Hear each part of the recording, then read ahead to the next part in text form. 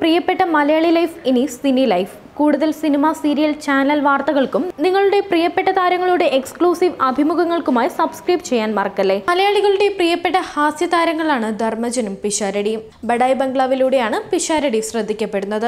ഇപ്പോൾ താരം പങ്കുവച്ച തന്റെ ചെറുപ്പത്തിലെ ഒരു വീഡിയോ ആണ് ആരാധകർ ഏറ്റെടുത്തിരിക്കുന്നത്. മിനി സ്ക്രീനിലെ കോമഡി പരിപാടികളിലും സ്റ്റേജ് ഷോകളിലും തന്റെ സ്വതസിദ്ധമായ നർമ്മം കൊണ്ട് നിറഞ്ഞു നിൽക്കുന്നയാളാണ് രമേശ് പിഷാരടി. സോഷ്യൽ മീഡിയയിലും താരം സജീവമാണ്. ബഡായി ബംഗ്ലാവിലൂടെയാണ് രമേശ് പിഷാരടി ശ്രദ്ധിക്കപ്പെട്ടത്. ഇന്നും പ്രേക്ഷകരുടെ ഇഷ്ട ഹാസ്യ കോംബോയാണ് രമേശ് പിഷാരടി, ധർമ്മജൻ എന്നിവരുടേത്. സോഷ്യൽ മീഡിയയിൽ സജീവമായ താരം തന്റെ പഴയ ഓർമ്മകളും ചെറുപ്പത്തിലെ ചിത്രങ്ങളുമെല്ലാം ആരാധകരുമായി പങ്കുവയ്ക്കാറുണ്ട്.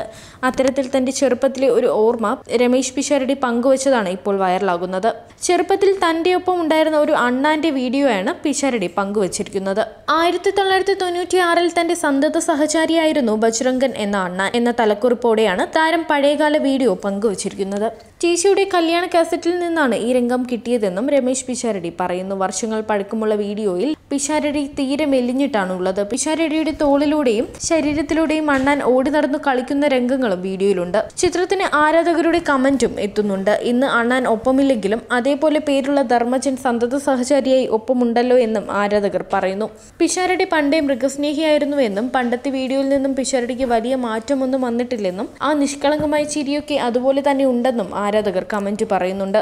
അന്നേ പിഷാരടി വരാൻ പോകുന്ന കാലത്തെ സോഷ്യൽ മീഡിയ വിപ്ലവത്തെക്കുറിച്ച് ബോധവാനായിരുന്നുവെന്നും ദീർഘവീക്ഷണത്തോടെ എല്ലാം വൈറലാക്കാൻ റെക്കോർഡ് ചെയ്ത് സൂക്ഷിച്ചിരുന്നുവെന്നും പിഷാരടി ദ ഗ്രേറ്റ് എന്നുമൊക്കെയുള്ള കമന്റുകളും പോസ്റ്റിന് കിട്ടുന്നുണ്ട്. ഒട്ടേറെ പേരാണ് ഈ വീഡിയോ ലൈക്കും ഷെയറും ചെയ്യുന്നത്. കൂടാതെ തന്റെ കുട്ടിക്കാലത്തെ ഒരു ചിത്രവും താരം പങ്കുവച്ചിരുന്നു. വലുതാകുമ്പോൾ ആരാകണം എന്ന ചോദ്യത്തിന് ചെറുതാകണം എന്ന തലക്കുറിപ്പോടെയായിരുന്നു താരത്തിന്റെ ഈ പോസ്റ്റ്. മിമിക്രിയിൽ തുടങ്ങിയ പിഷാരടി പിന്നാലെ അവതാരകനായും സിനിമാ നടനായും സംവിധായകനായും തന്റെ പ്രതിഭ തെളിയിക്കുകയും ചെയ്തിട്ടുണ്ട്.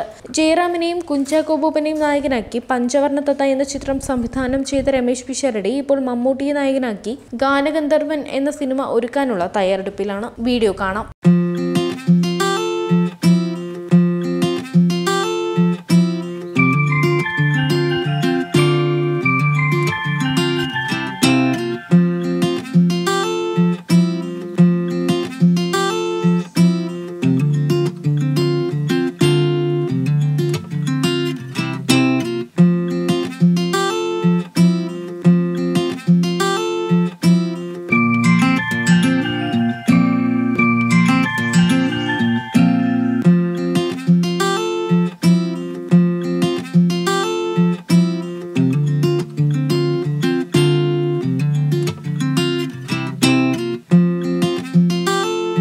Entertainment Desk, Cine Life.